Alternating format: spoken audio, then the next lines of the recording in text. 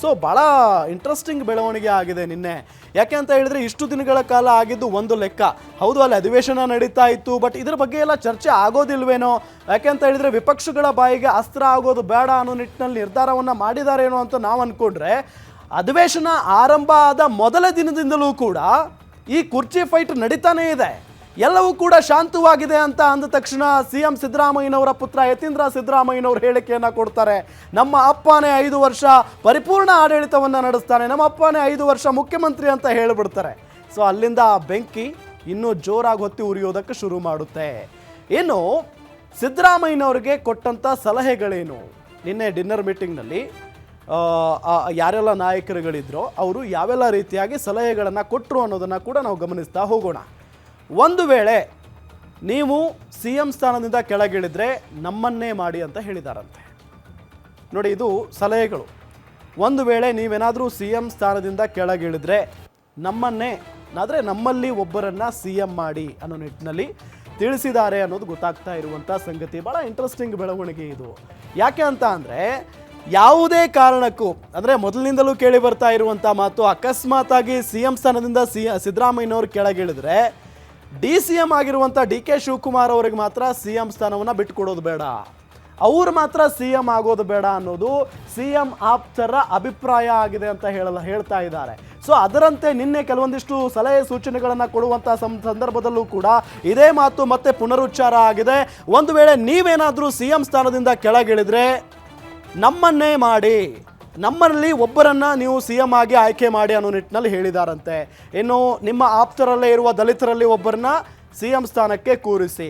ನೋಡಿ, ಇಬ್ಬರ ಜಗಳದಲ್ಲಿ ಮೂರನೇ ಅವರಿಗೆ ಲಾಭ ಆಗಬಹುದು ಅನ್ನೋ ನಿಟ್ಟಿನಲ್ಲಿ ರಾಜ್ಯ ರಾಜಕಾರಣದಲ್ಲಿ ಕೇಳಿ ಬರ್ತಾ ಇರುವಂಥ ಮಾತು. ಅದರಲ್ಲೂ ಹೌದು, DCM DK ಶಿವಕುಮಾರ್ ಮತ್ತು CM ಸಿದ್ದರಾಮಯ್ಯನವರ ನಡುವೆ CM ಜಟಾಪಟಿ ನಿರಂತರವಾಗಿ ನಡೀತಾನೆ ಇದೆ. ಭಾಳ ಪ್ರಮುಖವಾಗಿ ಇವರಿಬ್ಬರ ನಂತರ ಅಥವಾ ಇವರಿಬ್ಬರ ನಡುವೆ ದಲಿತ ಮುಖ್ಯಮಂತ್ರಿ ಕೂಗು ಕೂಡ ದೊಡ್ಡ ಮಟ್ಟದಲ್ಲಿ ಕೇಳಿ ಬರ್ತಾ ಇದೆ. ಬಹಳ ಪ್ರಮುಖವಾಗಿ G ಪರಮೇಶ್ವರ್ ಅವರ ಹೆಸರು ಕೂಡ ಮುನ್ನೆಲೆಯಲ್ಲಿದೆ. ಸಾಹುಕಾರ್ ಸತೀಶ್ ಜಾರಕಿಹೊಳಿ ಅವರ ಹೆಸರು ಕೂಡ ಬಹಳ ಮುಂಚೂಣಿಯಲ್ಲಿ ಕೇಳಿ ಬರ್ತಾ ಇರೋದು.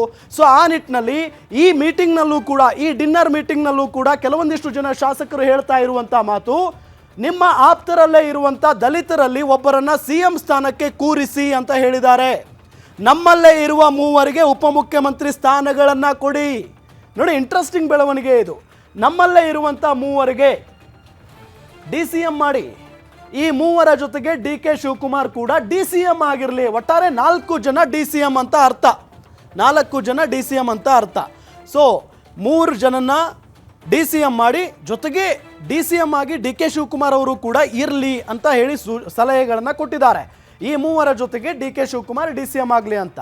ಇದೆಲ್ಲದರ ಜೊತೆಗೆ KPCC ಅಧ್ಯಕ್ಷರನ್ನ ಬದಲಾವಣೆ ಮಾಡಬೇಕು. ನೋಡಿ, DCM ಮತ್ತು ಎಲ್ಲರ ಟಾರ್ಗೆಟ್ DCM ಆಗಿರುವಂಥ DK ಶಿವಕುಮಾರ್ ಅನ್ನೋದು ಭಾಳ ಸ್ಪಷ್ಟ ಈ ಸಂದರ್ಭದಲ್ಲಿ. ಅಂದರೆ ಎಲ್ಲದರಿಂದನೂ ಕೂಡ DCM DK ಶಿವಕುಮಾರ್ ಅವರನ್ನು ಒಂದು ಲೆಕ್ಕದಲ್ಲಿ ಕಟ್ಟಿ ಹಾಕಬೇಕು ಅನ್ನೋದು ಸಿದ್ದರಾಮಯ್ಯನವರ ಆಪ್ತರಲ್ಲಿರುವಂಥ ಒಂದು ಪ್ಲ್ಯಾನ್. ಸಚಿವ ಸಂಪುಟದಲ್ಲಿ ಪವರ್ಫುಲ್ ಪೋಸ್ಟ್ಗಳನ್ನು ಕೊಡಬೇಕು.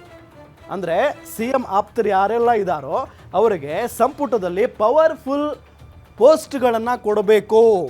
ಒಳ್ಳೆ ಪೋಸ್ಟ್ಗಳನ್ನು ಅಥವಾ ಒಳ್ಳೆ ಇಲಾಖೆಗಳನ್ನು ಕೊಟ್ಟಿದ್ದೆ ಆದರೆ ಎಲ್ಲವೂ ಕೂಡ ನಮ್ಮ ಹಿಡಿತದಲ್ಲಿರುತ್ತೆ ಅನ್ನೋ ನಿಟ್ಟಿನಲ್ಲಿ ಸೂಚನೆಯನ್ನು ಕೊಟ್ಟಿದ್ದಾರೆ ಅಥವಾ ಸಲಹೆಗಳನ್ನು ಕೊಟ್ಟಿದ್ದಾರೆ ಅನ್ನೋದು ಗೊತ್ತಾಗ್ತಾ ಇದೆ.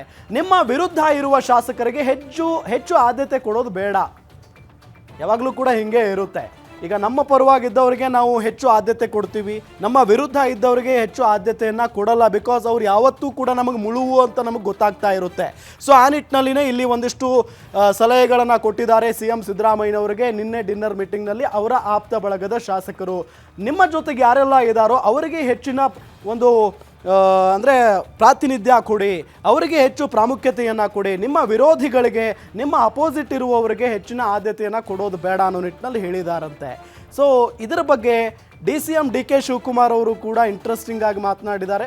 ಭಾಳ ಪ್ರಮುಖವಾಗಿ ಮೀಟಿಂಗ್ ಆದ ನಂತರ ಇವತ್ತು ಸದನದಲ್ಲಿ CM ಸಿದ್ದರಾಮಯ್ಯನವರು ಮಾತಾಡಿದ್ದಾರೆ, ನಾನೇ 5 ವರ್ಷ ಮುಖ್ಯಮಂತ್ರಿ ಅಂತ ಹೇಳಿ.